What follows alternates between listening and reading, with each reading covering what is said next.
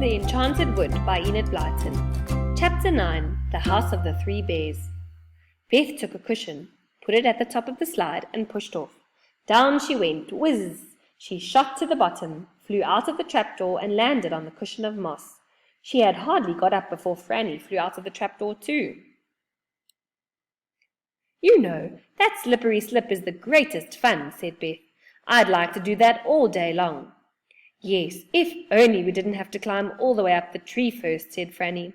The trapdoor flew open, and out shot Moonface on a yellow cushion. He put the 3 cushions together, whistled to the red squirrel who looked after them, and threw them to him. Then he turned to the waiting girls. "There's a train at midnight," he said. "We shall have to hurry." The wood was still bright with moonlight. The 3 of them hurried down the trees. Suddenly Beth heard the chuffing of a train, and she and Frannie stopped in surprise. They saw a small train winding in and out of the trees, looking for all of the world like an old-fashioned clockwork toy train made big. The engine even had a key in its side, as if to wind it up. There was a small station nearby. Moonface caught hold of the girl's hands and ran to it. The train was standing quite still there. The carriages had tin doors and windows which didn't open, just like those of a clockwork train. Beth tried her hardest to open a door, but it was no use. The train whistled. It was anxious to be off. "Don't you know how to get into this train?" asked Moonface with a laugh. "You are sillies. You just slide the roof off." As he spoke, he pushed at the roof, and slid it off like the roof of a toy train's carriage. "I think this is just a toy clockwork train made big," said Frannie, climbing over the side of the carriage and getting in at the roof. "I never saw such a funny train in my life." They all got in. Moonface couldn't seem to slide the roof on again properly, so he stood up inside the carriage, and when the train went off, Beth and Frannie, who couldn't possibly see out of the tin windows, stood up and looked out of the roof instead. They did look funny. At the next station, which was called Doll's Station, 3 dolls got into the carriage and stared at them very hard. One was so like Beth's own doll at home that she couldn't help staring back. The second station was called Crosspatch Station, and standing next to the railway tracks were 3 of the crossest-looking old women that the girls had ever seen. One of them got into their carriage, and 3 dolls at once got out and climbed into the next one. "Move up," said the Crosspatch angrily to the Moonface. He moved up. The Crosspatch was an uncomfortable person to travel with. She grumbled all the time, and her basket, which was full of prickly bunches of roses, kept bumping into poor Frannie. Here we are," sang out Moonface when they got to the next station, and the 3 of them got out gladly, leaving the Crosspatch grumbling all to herself. The station was called Bear Station, and there was a great many teddy bears about, some brown, some pink, some blue, and some white. When they wanted to talk to one another, they kept pressing themselves in the middle, where the button that made them talk was, and then they would talk quite well. Frannie wanted to giggle when she saw them doing this. It did look so funny. "Please could you tell me the way to the 3 bears' house?" Moonface asked the blue teddy bear politely. The bear pressed himself in the middle and answered in a nice growly voice, "Up the lane and down the lane and around the lane." "Thank you," said Moonface. "It sounds a bit funny to me," said Beth doubtfully. "Not at all," said Moonface, leading them up a little lane through the honeysuckle. "Here we are, going up a lane, and now you shall see it goes downhill. So we're going down, and presently we'll turn a corner and go around the lane." He was right. They went up and then down and then around, and there in front of them, tucked into a woody corner, was the dearest, prettiest little house the girls had ever seen.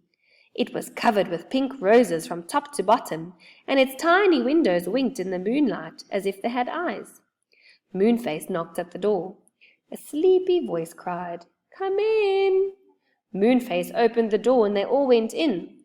There was a table in front of them, and on it were 3 steaming bowls of what some people call porridge, and some call oatmeal. And around here were 3 chairs, one big, one middle-sized, and one tiny. "It's the house of the 3 bears, all right," whispered Beth excitedly. It was just like seeing a fairy tale come true. "We are here," said the voice from another room. Moonface went in with Beth and Frannie. The other room was a small bedroom with a big bed in it, a middle-sized bed, and in the cot was the most adorable baby bear with the bluest eyes the girls had ever seen. "Where's Goldilocks?" asked Moonface. "Gone shopping," said Father Bear. "Where does she sleep when she's here?" asked Beth, looking around. "And does she always live with you now?" "Always," said the Father Bear, putting his big nightcap straight. "She looks after us very well. There's a market on tonight in the Enchanted Wood, and she's gone to see if she can buy some porridge for cheap. As for where she sleeps, well, she just chooses any of our beds, you know, and we cuddle up together then. But she likes the baby bear's bed best, because it's so soft and warm." "She did in the story," said Frannie. "What story?" asked Mother Bear. "Well, the story of the 3 bears," said Frannie. "Never heard it," said the 3 bears all together, which really seemed rather extraordinary to Beth and Frannie. They didn't like to ask any more questions after that. "Here's Goldilocks now," said Mother Bear. The sound of a light, high voice could be heard coming nearer and nearer. The baby bear sprang out of his cot and ran to the door in delight. A pretty little girl with long curling golden hair picked him up and hugged him. "Hello, dearest," she said. "Have you been a good bear?" Then she saw Beth, Frannie, and Moonface, and stared at them in surprise. "Who are you?" she asked. Moonface explained about Joe, and how he had gone to the land of ice and snow where the big white bears lived. "I'm afraid the magic snowman will make him a prisoner there," said Moonface, "and he'll have to live with the white bears. Could you get your 3 bears to come with us and ask the white bears to let Joe go free, Goldilocks?" "But I don't know the way," said Goldilocks. "We do," said Father Bear suddenly. "The white bears are cousins of ours. Moonface, if you can help us with a little bit of magic, we can visit the land of ice and snow in a few minutes." "Good gracious," said Beth, most astonished.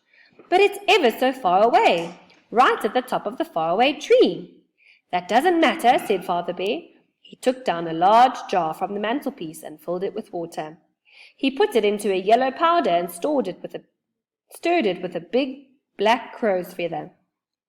Moonface put his hands into the water and began to sing a string of such strange words that Beth and Frannie felt quite trembly. The water bubbled.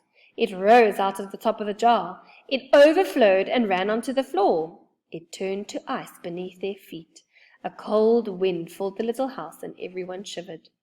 Then Beth looked out of the window, and what she saw there filled her with such amazement that she couldn't say a word, but just pointed. Frannie looked too, and whatever do you think? Outside lay nothing but ice and snow. They were in the same land as Joe, though how this land happened neither Beth nor Frannie could make out. "We're there," said Moonface, taking his hands out of the jar and drying them on his red handkerchief. "Can you lend us any coats, Bear? We should be cold out here." The mother bear handed them thick coats out of the cupboard. They put them on. The bears already had thick fur and did not need anything extra. "Now to go and find Joe," said Moonface. "Come on, bears, you've got to help."